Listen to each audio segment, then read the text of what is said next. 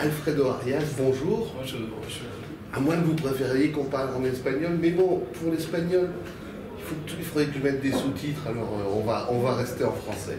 Non, mais j'habite ici depuis très longtemps, alors je peux me permettre, même avec accent, de m'exprimer en français. C'est un plaisir d'ailleurs de parler en français. Vous venez actuellement monter un spectacle au théâtre du Rond-Point des Champs-Élysées. Présentez-nous un peu ce spectacle. En fait, c'est une récréation d'un spectacle que j'ai déjà monté à Naples avec une troupe italienne. Dans le cadre de toute une production que j'ai fait avec ce Théâtre National de Naples. Et c'est une comédie musicale qui s'appelle Madame Pink, qui sera interprétée en italien et sous-titrée en français. C'est une comédie avec des chansons. Et sa thématique a à voir avec une sorte d'écriture que j'ai fait depuis quelques années sur la culture américaine. Alors, j'ai pris la comédie musicale dans sa forme qui peut être habituelle, et après, petit à petit, je l'ai déformée, je l'ai transformée dans quelque chose de sarcastique, j'espère de lucide, d'amusante. J'ai amené cette culture ailleurs. C'est la culture nord-américaine, j'imagine, puisque vous parlez de comédie musicale, mais est-ce que vous avez mélangé un peu le pays d'origine, donc l'Argentine, dans Madame Pink? Mais justement, je crois que comme moi je suis argentin, ça me donne un regard qui n'est pas américain, alors ça me permet de faire la critique, de reconstruire la chose. C'est sûrement ça qui crée cette particularité de que c'est sur la culture américaine, et ce n'est pas la culture américaine qui s'exprime toute seule, elle s'exprime avec un argentin. Et en plus avec des Italiens au milieu de tout ça, mais tout ça, ça donne une distance qui est réjouissante, je pense. C'est du mondialisme, c'est en France, il y a des Italiens, vous êtes argentin et français, c'est ce que j'appellerais du mondialisme. Oui, mais vous savez, pour nous Argentins, en étant si loin du monde, la curiosité sur le monde est absolument indispensable, c'est-à-dire on a toujours dévoré avec beaucoup d'intérêt tout ce que les autres cultures peuvent produire, mais maintenant j'habite ici depuis très très longtemps et j'ai pu profiter à la fois de la distance qui m'a donné l'Argentine et de la proximité à la culture européenne que m'a donné la France. Et ça, pour moi, c'était une grande chance dans ma vie.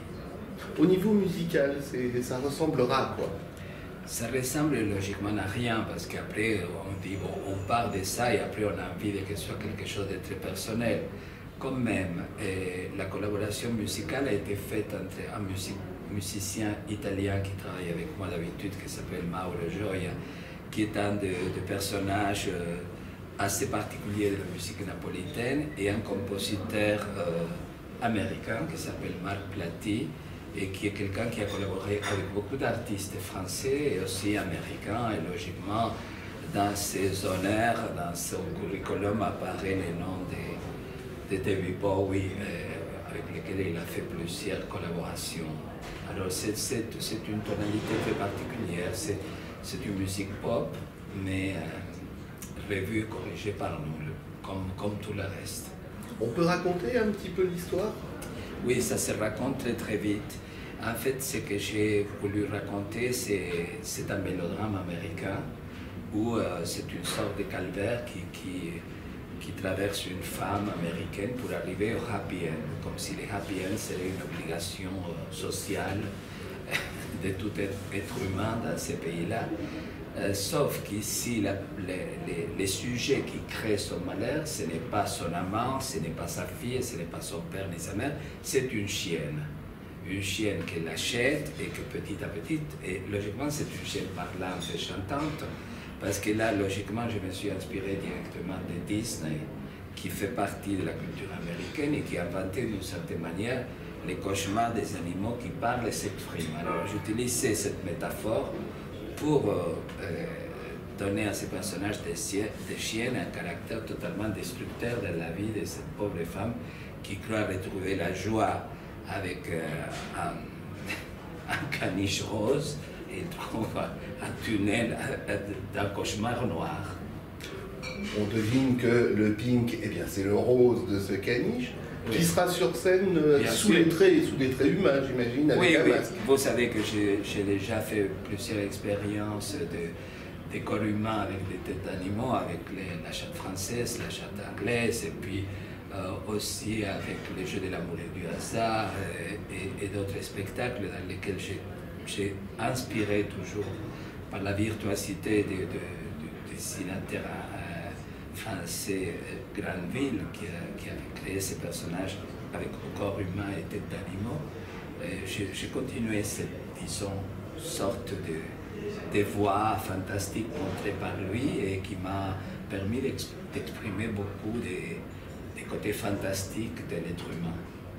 Quand on regarde votre biographie, on s'aperçoit que vous avez touché absolument à tous les arts. Est-ce qu'il y a encore quelque chose que vous désireriez monter ou quelque chose que vous n'avez pas encore fait au niveau artistique, bien entendu? Oui, là où il y a une compte à régler, c'est avec le cinéma, parce que j'ai fait 2 tentatives, mais j'aurais voulu aborder un peu plus sur ce langage. Mais là, je suis en tournage d'un film argentin qui a à voir avec un chapitre de l'histoire du péronisme. C'est un film politique et je voulais m'engager, laisser une trace de ma pensée, puisque sur le sujet du péronisme, qui a été logiquement l'événement politique accompagné toute mon enfance et qui m'a logiquement marqué, et je voulais dire quelque chose et je suis en train de tourner sur ce sujet. Vous aviez vu la comédie musicale de Andrew Lloyd Webber sur Evita, justement? Oui, bien sûr, c'est un peu difficile parce que je me souviens que j'avais été invité à New York et puis on était curieux de me demander qu'est-ce que je pensais. Et je lui dis, c'est comme si vous voyez votre comédie musicale Oklahoma faite par des Japonais. C'est-à-dire que c'est une chose américaine. C'est-à-dire, moi j'aurais souhaité par exemple que quelqu'un comme Astor Piazzolla écrive un opéra sur Eva Perón. Après les Américains, vous savez, ils se sont appropriés de tout, depuis le temps de toute l'histoire. Vous voyez Jésus-Christ parler en anglais, Cléopâtre parler en anglais, ils ne sont gênés de rien du tout. Alors pourquoi pas Eva Perón aussi? Il a passé dans les sacs de la langue américaine. Voilà, c'est une histoire américaine, c'est pas une histoire argentine. Je ne me reconnais pas du tout dans cette histoire ni dans cette musique. Et pourtant, c'était une interprète anglo-saxonne qui l'a fait au cinéma et qui avait été très décriée. Je me souviens de ce que j'avais lu à l'époque en Argentine. Si. Oui, bien sûr, ça a dû énerver tout le monde parce que la dernière personne qu'on imagine faisant Evita, c'est Madonna. Pour le monde et pour les Américains, peut-être parce qu'elle est un peu naine et blonde, mais sincèrement, après l'intensité, les côtés profonds de cette femme, je pense que c'est seulement des personnes argentines qui peuvent la comprendre et la raconter. C'est comme dire que, je ne sais pas, Jackie Kennedy va être joué par une chinoise, c'est-à-dire ça ne fait pas beaucoup de sens, vous voyez. Absolument. Bon, écoutez, on va rappeler que vous êtes dans quelques jours pour quelques représentations au Théâtre du Rond-Point. C'est ça.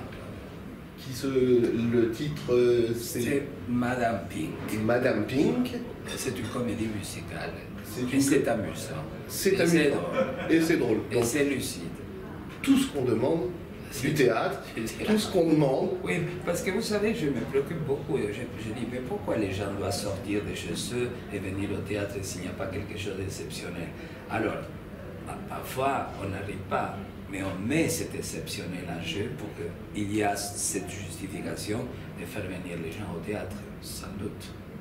Muchas gracias. De nada.